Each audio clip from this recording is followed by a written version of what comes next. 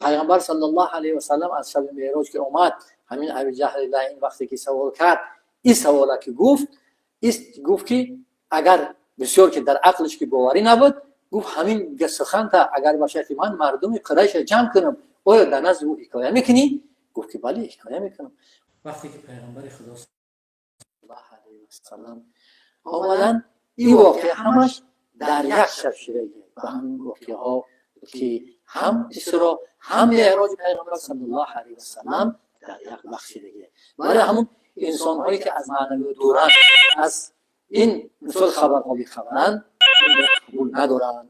شب معراج که در یک شب، شب اسراء در یک شب با جسدش با روحش که رفته بودن، بعدی که از اونجا گشته آمدن، ابو جهل لعین برای استهزای حضرت پیغمبر صلی الله علیه و سلم حاضر می اومد میپرسید برای تحقیر حضرت پیغمبر که امروز ای شیطان تو چی میگویی؟ گفتن وقتی که از اونجا که گشت اومد سحر، همون ابو جهل لعین وخورد پیغمبر صلی الله علیه و سلم که سوال داد که امروز با چی ای شیطان میگویی؟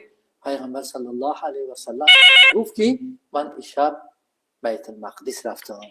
پیغمبر صلی الله علیه و سلم معراج شد و حدیث های صحیح ثابت هم با روح هم با جسدش در بیداریش بود.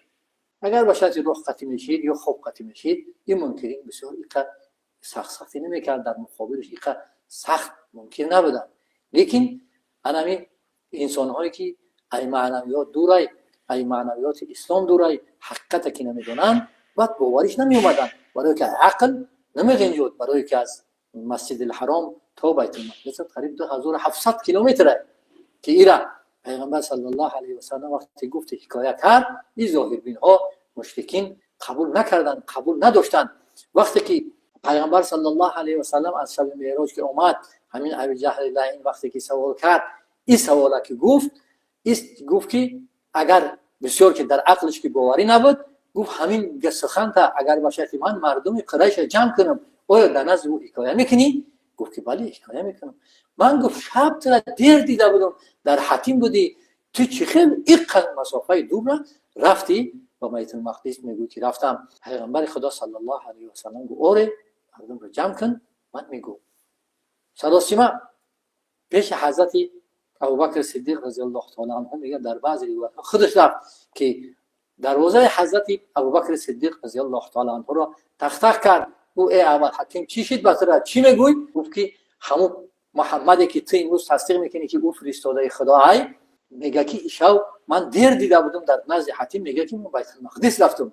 بعد قهقه میزد، چپک میزدن که یا که دروغش قپیدیم، انا که در نزد مردم شرمنده میکنیم. حضرت ابوبکر صدیق رضی الله تعالی عنه خداوند جل و علا این نور، این ایمان را که در او دیدگی بود، ابو جهل دیگه شن نکل نکرد، قول آسمان رفت و ای آسمان ها هم بالا رفت، گفت نگفت. حضرت ابوبکر صدیق رضی الله تعالی عنه چی گفت؟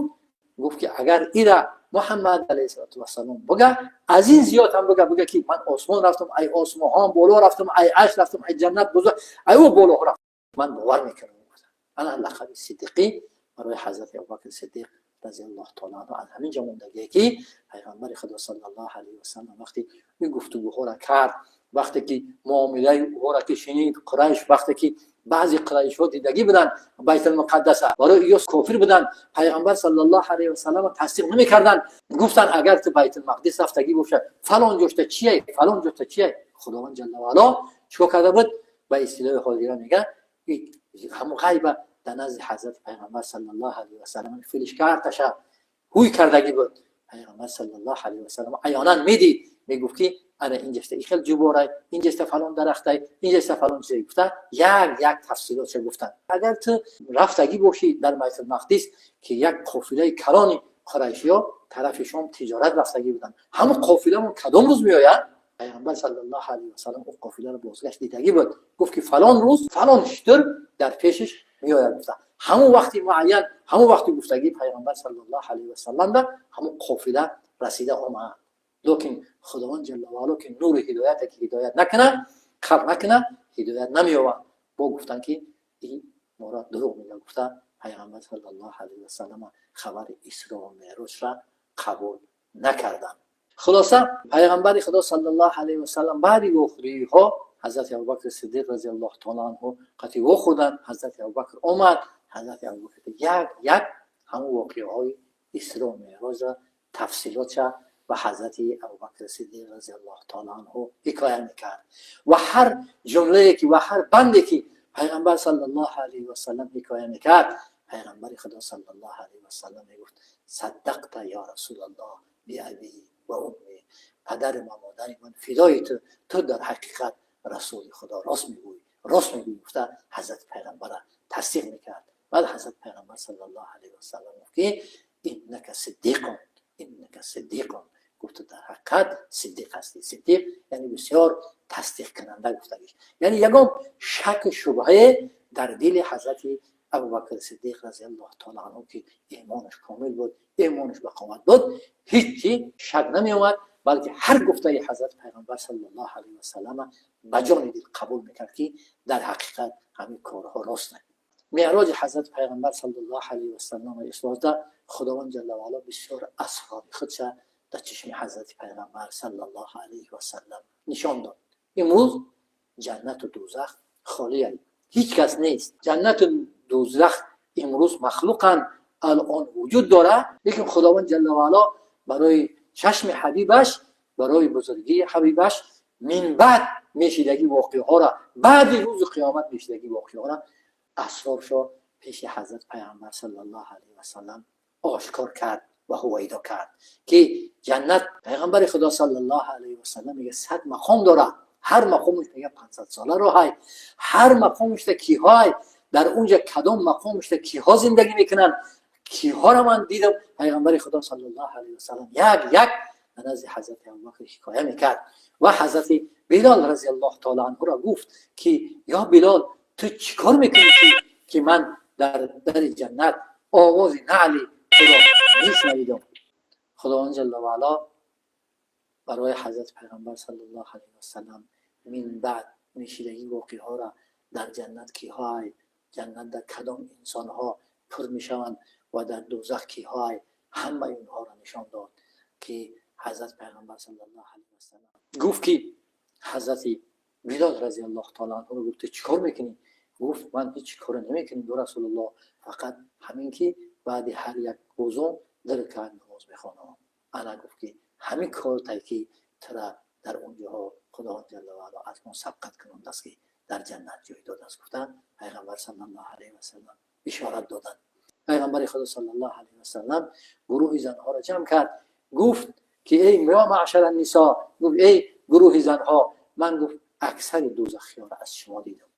از سخنهای حضرت پیغمبر برمی‌آید که پیغمبر خدا صلی الله علیه و سلم دوزخ هم نشان دادند، طبقه های دوزخ در کدام طبقه دوزخ کیها هستند اونها را نشان داد. پیغمبر صلی الله علیه و سلم گفت که من اکثر دوزخیان را از شما دیدم. شما گفت یک صدقات احسان کنید تا اینکه صدقه غضب خدا را پس میکنه.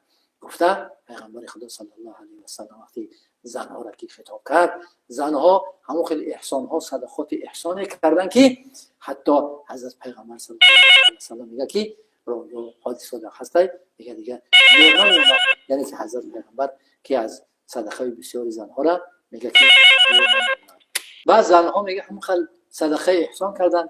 در دون زنها بعضی زنهای شجاع بودن که پیغمبر صلی الله علیه و سلم سوال دادن. بعد بعضی سوال کردن که یا رسول الله و بیما یا رسول الله، یعنی چی سببه که زنها را اکثرش شما در دوزخ از ما دیدید؟ پیغمبر خدا صلی الله علیه و سلم چی گفتن؟ گفتن لئنکن تکثرن اللعنه و تکفرن العشیره. گفتن شما لعنت گویا که بسو میکنید، یا جو کشیشته در آثار میکنی که لعنتی فلان، لعنتی شوی فلانی، دختری فلانی فلان لعنت میگی و بسیارتر رو کفرانی شوهراتون میکنی. هزارها خوبی از شوهراتون دیده، یک کم بودی میگو علاوه در سر از زبانی که در نکاح تو یگان خوبی ایت ندیدم. انا برای کفرانی نعمت خداوند جل و علا جزای شما را اکثر شما را در دوزخ کرده. برای محترم عزیزان باید نعمت خداوندی را اگر خواهرای عزیز که شکرانه کنن و قناعت کنن از شوهرشون به قدر وسع طاقتی که شوهرشون دارن برای خدمت میکنن، چیکنن شکرانه کنن. شکر به خدا که اطلاع به من نصیب ده، شکر که همین چیزها را و من لایق دیدی، من شکرانه میکنم. گفته اگر در درگاه خدا شکرانه کنی، صبر کنی، انشاءالله که به شهادت حضرت پیامبر صلی الله علیه و سلم شما از او عذاب ها نجات می‌یابید.